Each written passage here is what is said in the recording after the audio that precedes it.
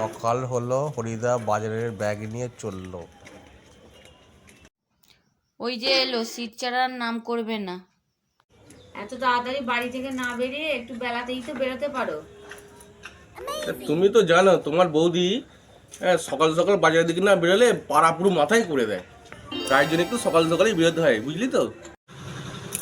1.5 ঘন্টা হয়ে গেল, আর বেঞ্চিটা আর কতক্ষণ দখল করে বসবে হরিদা?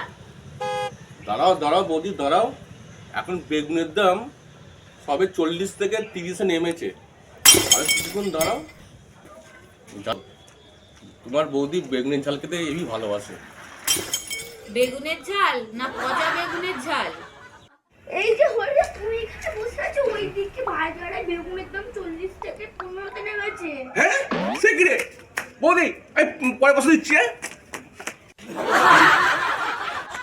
এই যে দেবুদা, হাফ গিফটের 1 গিফটে দেখেছো?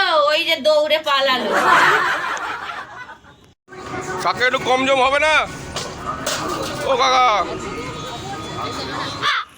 এই যে হরিদা তুমি এখানে বেগুন দেখছো, ওইখানে তেলাপিয়া মাছের দাম হাফে নেমে গেছে।